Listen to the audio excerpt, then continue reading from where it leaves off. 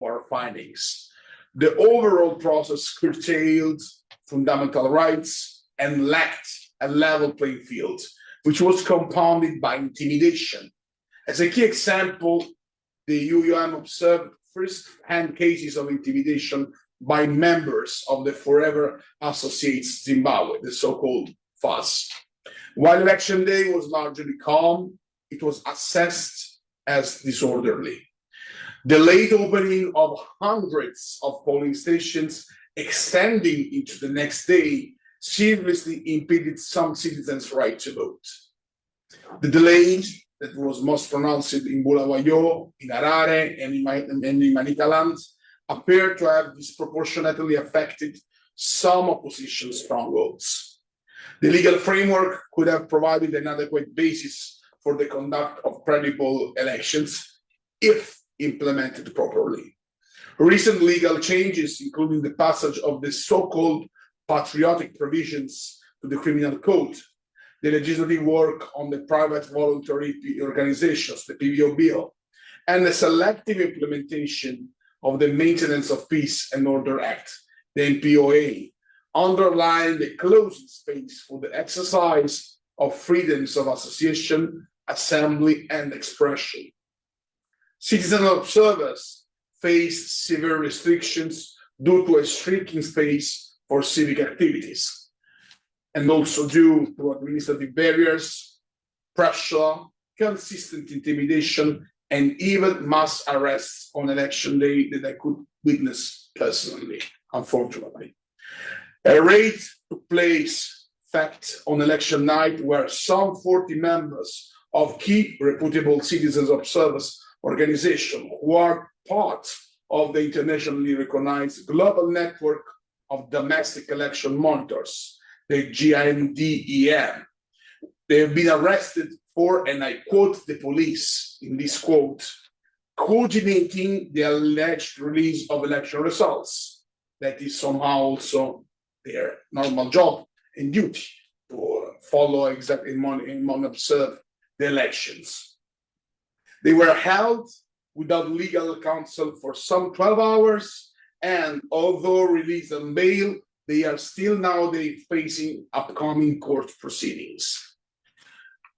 During the post-electoral period, the EUEOM observed a climate of retribution against civil society, human rights defenders, and political party activists, and even against voters. While the EUEOM cannot comment on any developments after its departure, we were notified of allegedly politically motivated abductions and even torture. These reports include the recent murder of an opposition activist. I strongly and firmly condemn any violence that has occurred. There is no space for retribution, for harassment, for torture, and for murder in a democratic society. We encourage the authorities to bring the perpetrators swiftly to justice. Against the backdrop on how these elections were conducted and the post-electoral political climate, the EUEOM offers 21 recommendations with 7 as priority. In particular, the EUEOM considers that comprehensive and meaningful electoral reform is needed. This especially relates to the right to stand, to associate and to express freely, not limited by bureaucratic barriers such as the undue nomination fees. This is critical to bring legislation in line with the regional and international standards espoused by Zimbabwe. It would be necessary that the Zimbabwean authorities show the political will to engage in these reforms to lay the ground for a genuine and credible elections in the future. The EUEOM also recommends that measures are taken to ensure that the Zimbabwe Electoral Commission, ZEC, and its staff are able to operate without political influence at all levels, including in their appointment mechanism and by removing governmental approval of its regulations.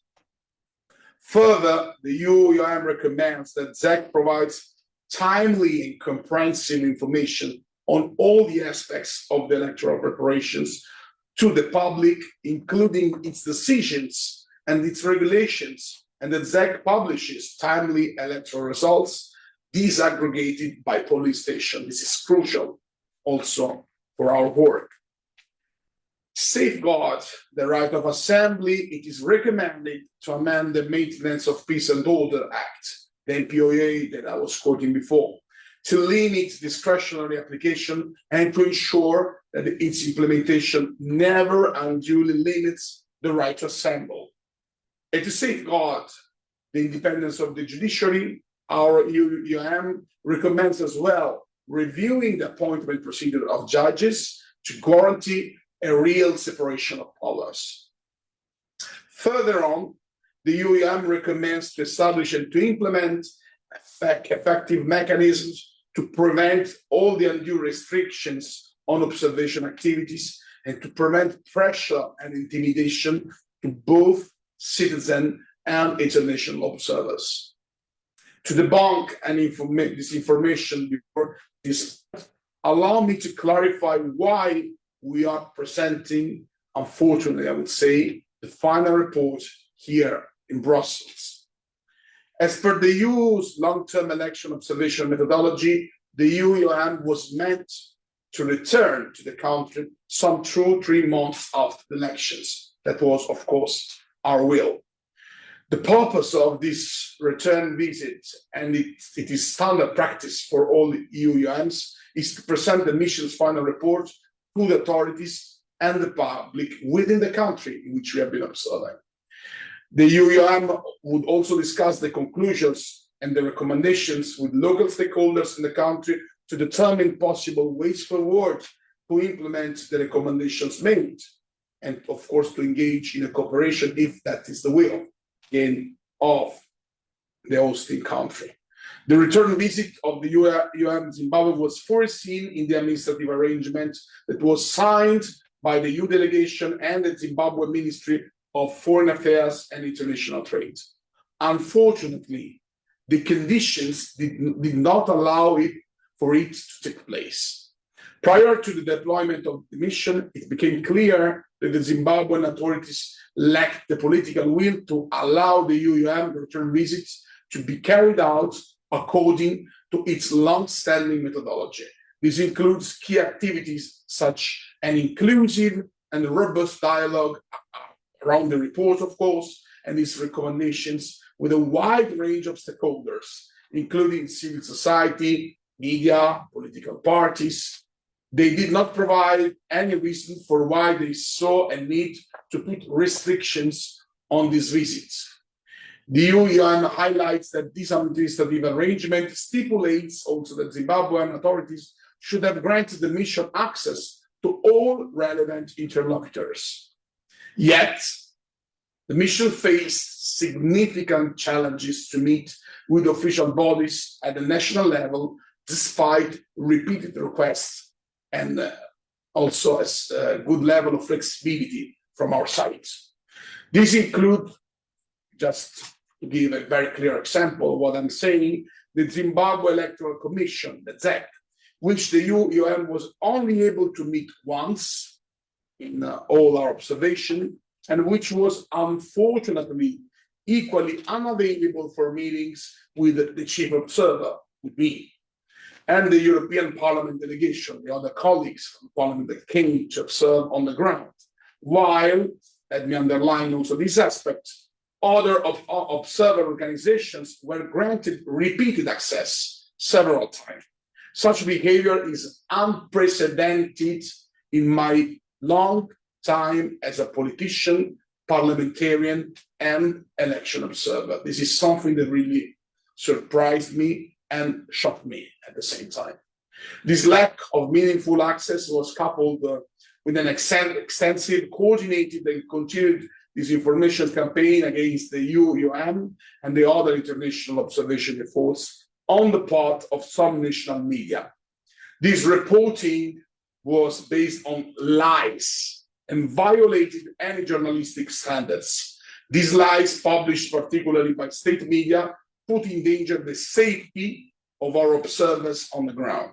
While we do recognize the independence of the media, of course. We took note also that the government did not respond any time to this defamation campaign, despite its commitment in the administrative arrangement to ensure the personal safety of all the members of the EOM.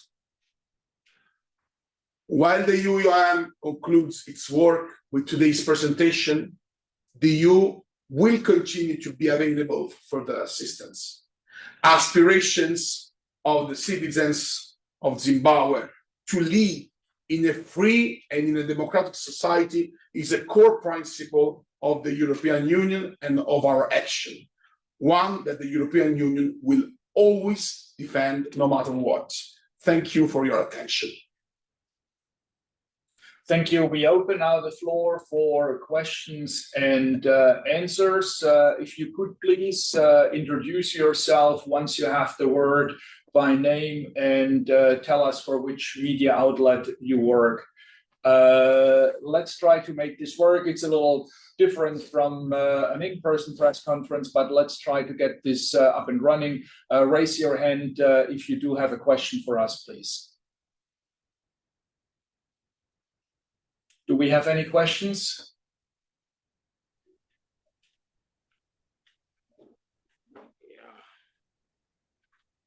Yes, I have a question.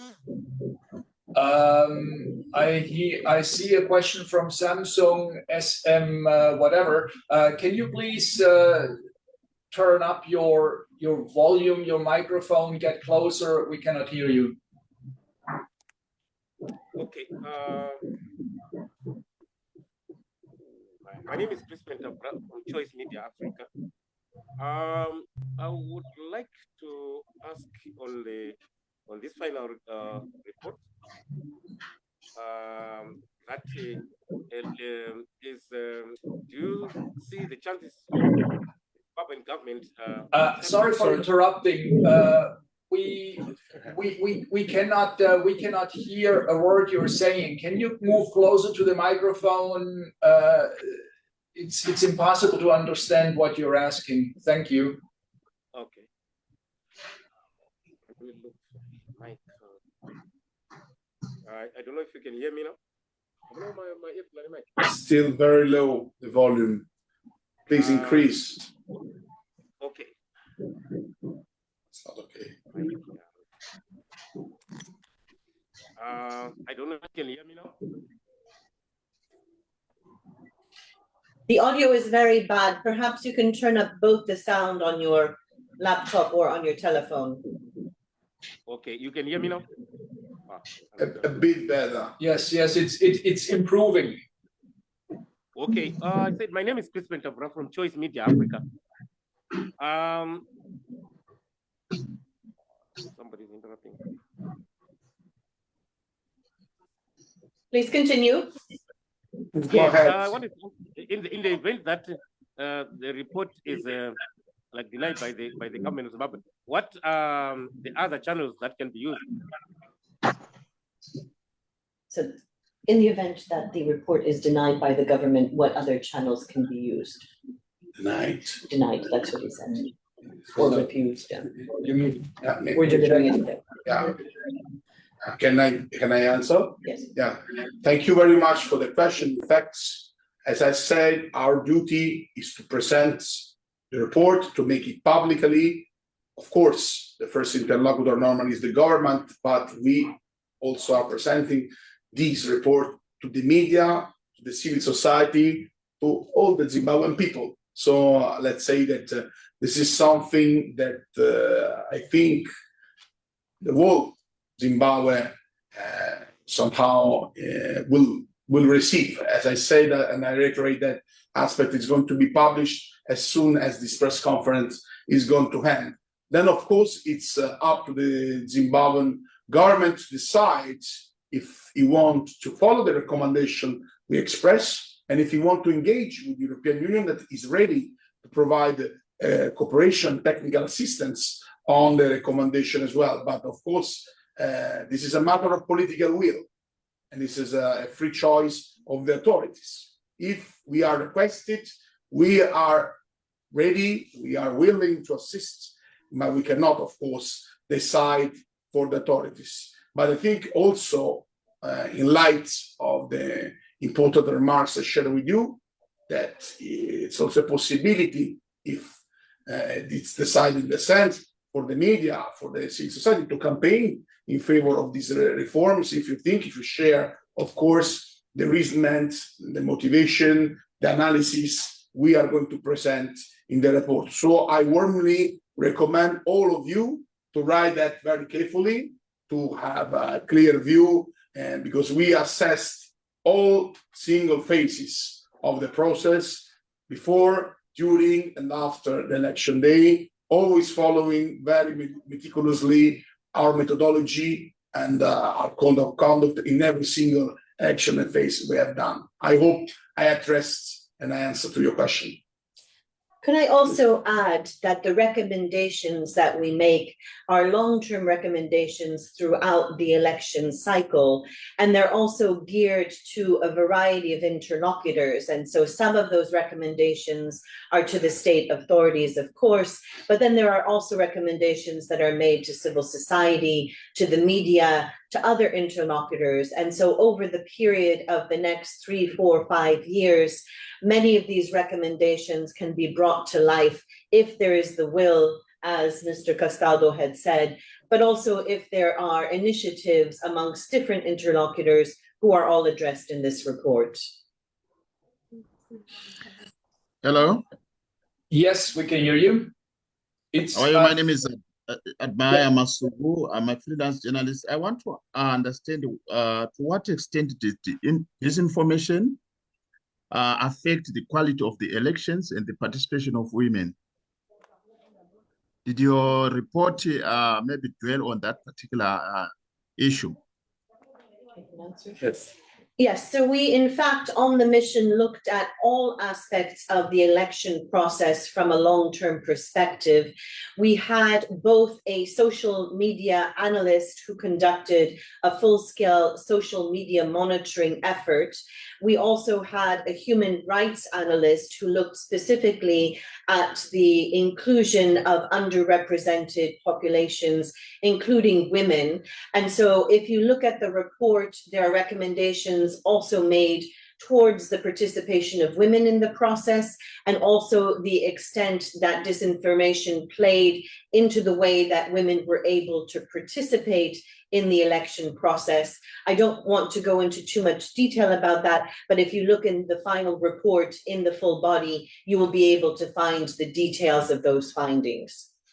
I'd like also to add that during our conversations and our exchange with many interlocutors, most of them, they were underlined the reforms on that introduced quotas for women somehow was also seen as a kind of reduction of the space of participation for the ordinary constituency, in the sense that if you look at the numbers and the statistics in the previous electoral elections, harmonized election, there was more participation of women in the ordinary constituency, I would say the directly electing one. And of course, this gives the feeling somehow that despite maybe the noble intent to ensure that a certain quota within the parliament, this is also a bit maybe reducing the space for them to compete equally fairly with the male candidates in the normal constituency. And a similar also consideration was sometimes raised about the youth. My name is Anastasia Ndlovu. I'm in Bulawayo. I would like you to tell us, were the elections free and fair and credible? Thank you for the question. I would like to remind you that it is not our job nor our commitment to give any certification of the elections. We cannot, of course, declare something like you asked, nor in a sense, nor in another. Our job is to follow and to, of course, observe all the different phases of the process, and then to say if they comply or they do not comply with the regional and international standards. And in that case, I could say, as we reiterated many times during our preliminary statement, and even today that in several cases, the shortfall. They were not exactly complying with the regional and international standards. So there was, especially because many rights has been curtailed during the campaign, even during the election day itself. You are from Bulawayo, so probably you witnessed the fact that many police stations were opening with a very significant delay. So this is the kind of analysis and assessment we are holding. Okay. My other question is, we noted that you withdrew funding for elections in Zimbabwe. When are you likely to fund elections again? Because we are having by-elections. So the funding was withdrawn from the European Union, and with by-elections coming, when are they likely to refund? Well, let me say that the decision of freezing the financial cooperation and the technical cooperation was taken by the EU delegation on the ground, according to the fact that, as I denounced, there was a lack of cooperation by the competent authorities. As I told you, I have a long-lasting experience as electoral observer and as a chief observer, and it never happened in my experience, in my career, to not being received by the competent electoral commission or anyway by the electoral body that is organizing the election on account. That was a clear sign of lack of political will, because as I repeat, many other chief observers, other missions have been received even several times. And that was a bit surprising me, because we didn't come by ourselves. We came and we deployed the mission under the invitation of the Zimbabwe government that freely decided to do that, and with an administrative arrangement that was regulating all the aspects of our presence on the ground, including the fact that we were entitled to have full support by the competent authorities to provide us all the data, to provide us all the information, to have a constant exchange. So, of course, having observed that the EU delegation decided to proceed in this way, at this point, I cannot tell you if at some moment that there will be a decision again to relaunch a cooperation. I would say that everything is in the hand also of the competent authorities. If we will see positive signs, a change of approach, probably there could be the possibility to reconsider that, but it is not my duty to express any other analysis and decision in that regard, because I am the chief observer for our electoral mission, and this is a political decision that is going to be held by the EU delegation and our external action service. So all the authorities that have the duty and the right to do that. And if I could just add that this, as Mr. Castaldo says, is outside of the remit of the EOM, but there are recommendations about key aspects of ZEC, such as their independence, their ability to work impartially, and these are the kinds of recommendations that one would expect to be worked on in the future. And in the implementation of these recommendations, the EU would stand ready to assist. Okay, thank you on that one. My final question is on, as we are having by-elections, is EU going to observe the by-elections in Zimbabwe, or you are not coming? Normally, we do not observe by-elections. So of course, the mission now, as I said, is ending up with this work, with the presentation of this final report. But I'm pretty sure that our competent authorities, and including for the External Action Service, will continue to be engaged and to have, of course, follow what are the further political developments in the country. But this is out of the scope of the election to continue to assess the by-election after, because our mandate is going to end with the presentation of the final report and the recommendations. We have one more question, and then we will answer a couple of questions that arrived through the chat. Yes, good morning. How are you? Good morning. We are very well, thank Yes. you. What about you? Yes, my name is Marshall Bonya. I am a reporter for ZimLife. I have a few questions that I want to ask. My first question would be, if your recommendations cannot determine if elections were free and fair based on your methodology, what use is it to Zimbabwe as a nation in our plight to grow as a democratic nation? Then my second question would be, how can citizens of the civil society contribute to ongoing efforts to address the issues raised in your report, given the current reports of human rights violations that are said to persist with impunity? And my third question would be, has your mission observed any positive changes or improvements in subsequent elections since this current election that has been discredited in your preliminary report?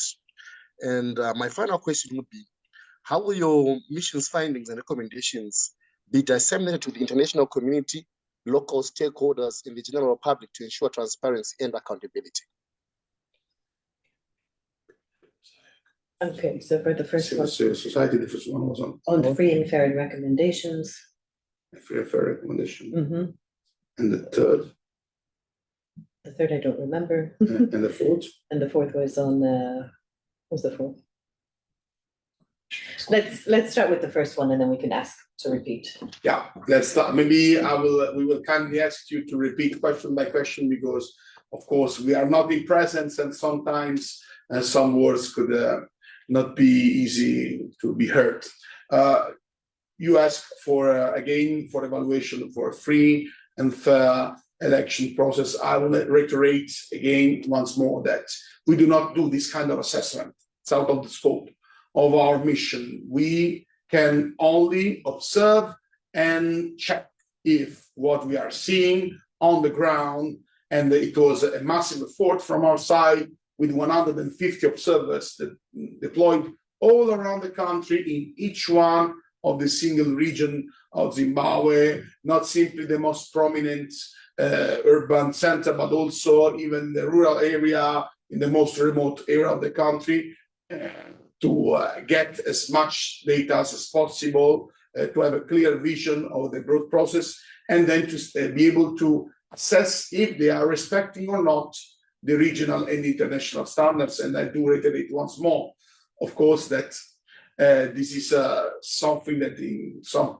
significant cases we see did not happen because there was a clear reduction of space of the right to assembly, a clear reduction of space of freedom of opinion, significant technical problems, including the delays of opening of the police station, a climate of fear and intimidation that many of our interlocutors were underlying. And on the recommendations, once more, we say that this is something that we are leading in the end, not simply of the government, but also of the civil society, but also of all the relevant stakeholders. And we do believe that, of course, no matter what will be the political will to engage of the government, the civil society of Zimbabwe that I can witness, despite the difficult situation that we have, is still very vibrant, very active, very engaged. Of course, we'll have the possibility to do some step forward. I reiterate the final message I wanted to give with my speech, with my statement today. We are, as European Union, beside the aspirations of the Zimbabwean citizens to strengthen freedom, democracy, to have a free and democratic society, because those are also the values on which the European Union is based. And our approach is always value-based oriented. So I can really endorse and reiterate very clearly this commitment. And this is not, the mission is going to end right now, but the Union as such will continue to be present beside this important effort. Then, if I am not wrong, there was a second question about the civil society, but I think I answered already with my first answer. could you be so kind, please, to repeat the third and the fourth question, please? My third question is, has your mission observed any positive changes or improvements in subsequent elections since this current discredited election? Then my fourth question was, how will your mission's findings and recommendations be disseminated to the international community, local stakeholders, and the general public to ensure transparency and accountability in the forthcoming elections? How will our findings be disseminated so that the international and local community know about what we've said? Yes, but first of all, on the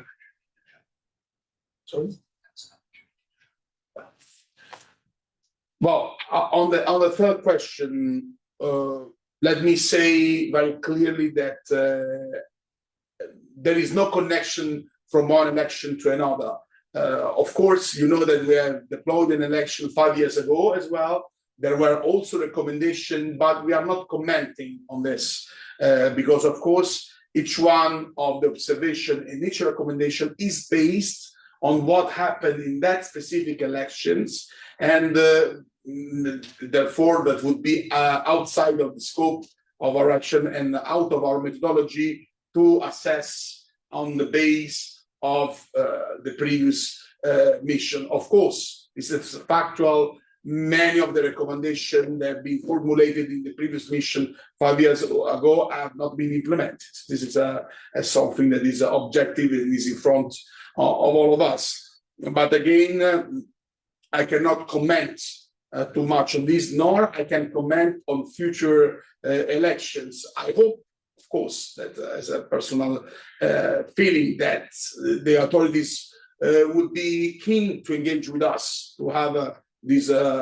cooperation, and we are ready to provide technical support to start a process of reforms to support, of course, the internal process of reform, but it's not up to us to decide if there is a political will or not to engage in that sense. And of course, if there will be in the future elections and the European Union Electoral Observation Mission, it will be up to them again to assess all the phases of the cycle, to assess the legal order that is in place, if it complies or not with the regional and international standard. But again, we cannot comment on this because it's something totally in the hand of the competent authority and in the hand, of course, of the civil society for what is relating with the recommendation dealing with the civil society.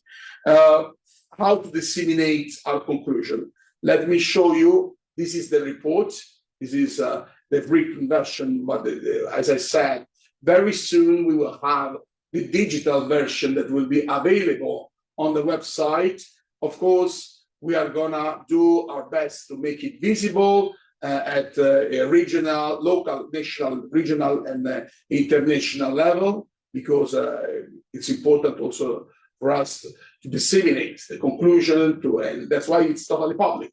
And we ask your support because you are the most prominent medias of the country, so we need also your help and support to give the right visibility, to give the most the widest access to the public opinion, because we hope that with this analysis, the data, the reflections, and you upon all the recommendation would be a good food for thought for the civil society, for the relevant stakeholders, for the citizens of the Zimbabwe. This is a kind of legacy that we are leaving, of course, after all the efforts of the electoral process. And as I said, it was not an easy mission for us on many technical aspects because the lack of cooperation of the authorities pushed us to have additional efforts. But of course, we will continue to remain engaged, and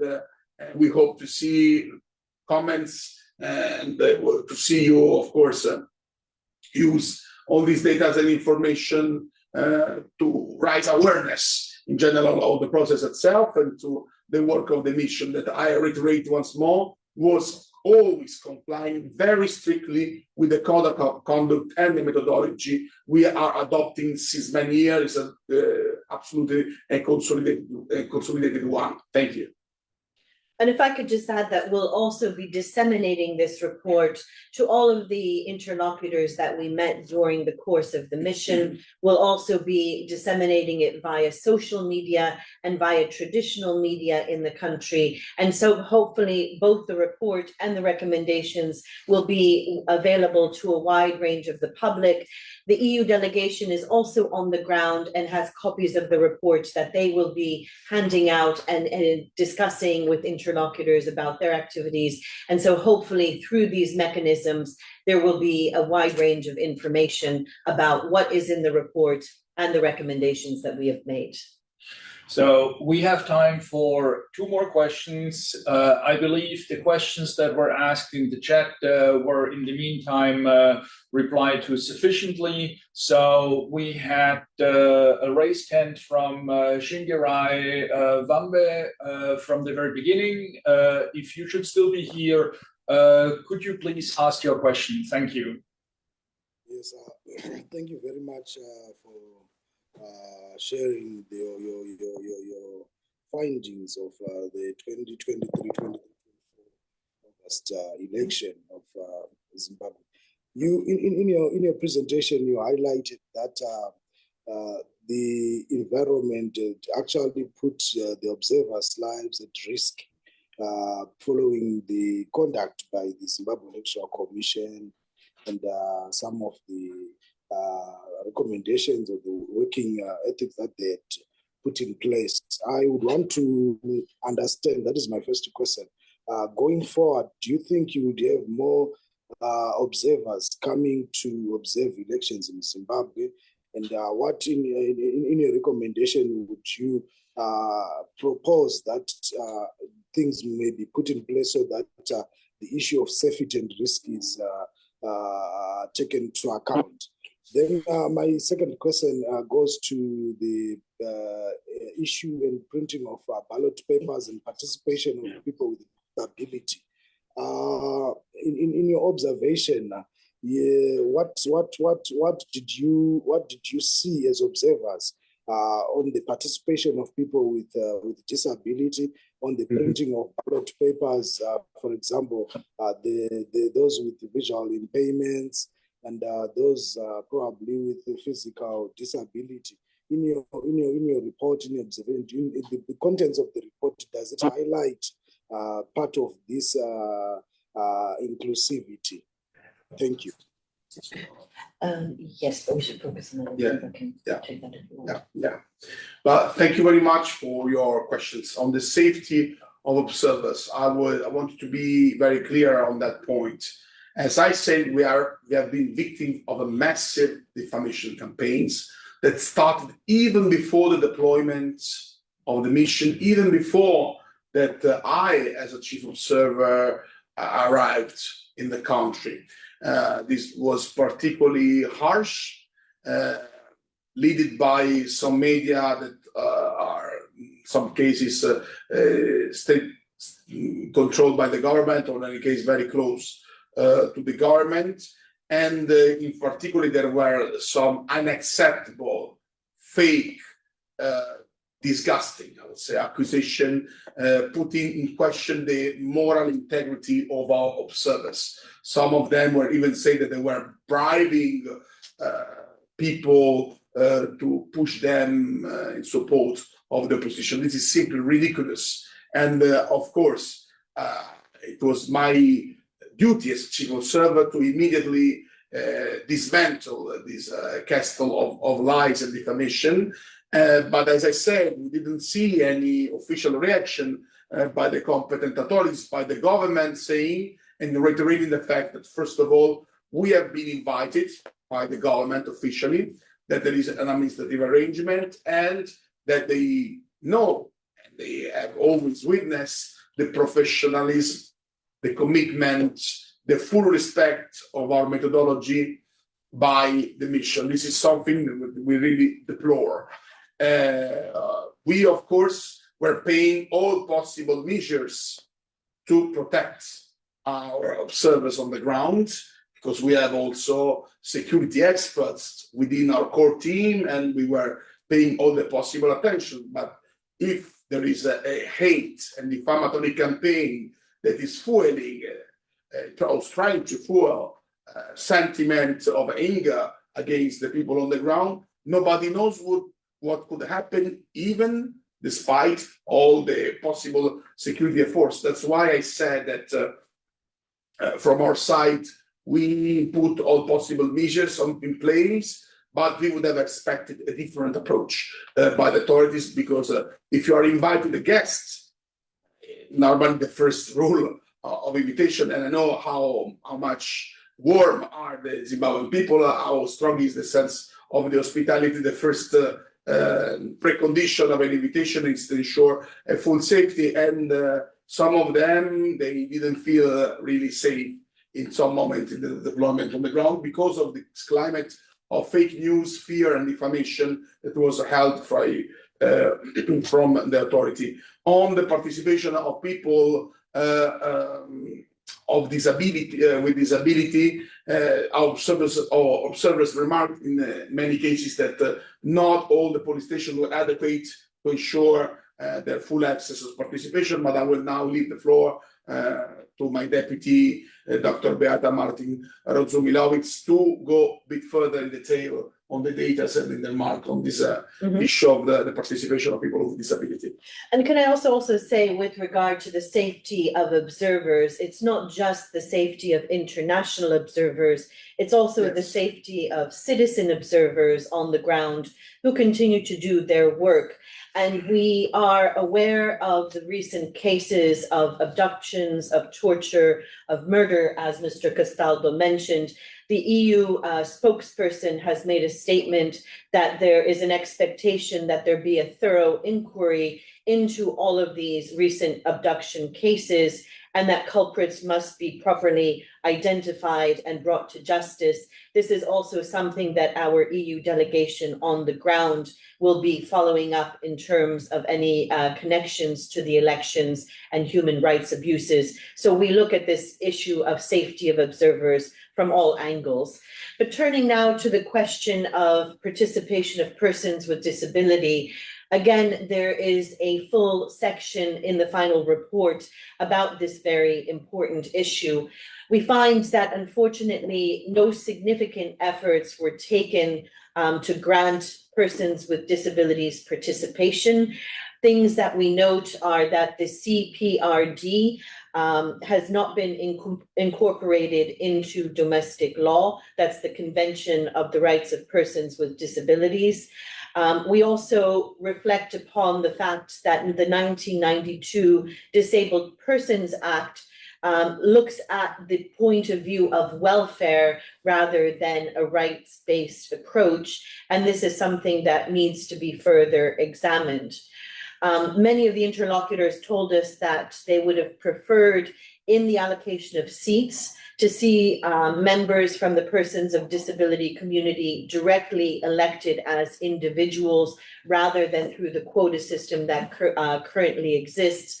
But we do make a recommendation which is quite clear, and this is that there be an amendment to the Disabled Persons Act to effectively incorporate the Convention on the Rights of Persons with Disability into domestic law. And this is one of those 21 recommendations that we hope will be worked on in the future to bring the level of rights, both regional and international standards, into a better perspective in electoral processes in Zimbabwe. So we have time for one more very short question, and I see a hand from Zimba Chikanza. Excuse my apologies for my pronunciation. So Zimba, if you could just ask one question, a short one, that would be appreciated. Thank you.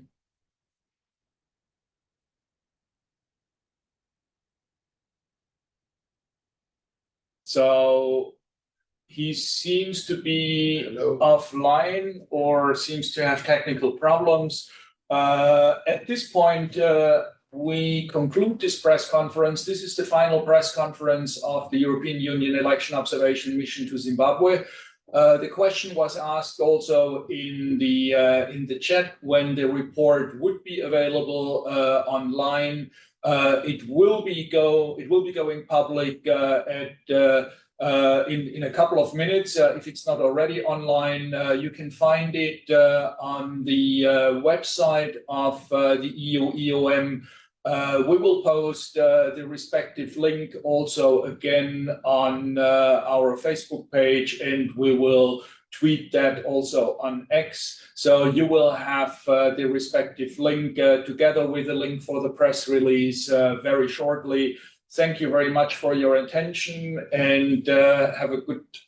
Yes, just as a very last statement, we would like to thank all of you for the participation today in our press conference, for your insightful, interesting question. And I would like to personally in public express my very warm thanks to the core team of my mission and to all the staff, to all the observers that have been deployed, because for me, it has been a real honor to lead such a mission with such a committed, professional, and absolutely passionate core team beside me. So that I wanted really to seize that opportunity to thank all of them, to thank all the embassies also. They provide the help and support with their additional observer, and to so thank the 27 member states of the EU and Canada, Norway, and Switzerland for the excellent cooperation on the ground. And once more, of course, my core team that was extremely committed in tackling all the difficulties we had to face to bring this mission to the conclusion. Sorry to have interrupted, dear Herbert. All right, so that was the final word. Thank you very much, and have a good afternoon. Bye-bye.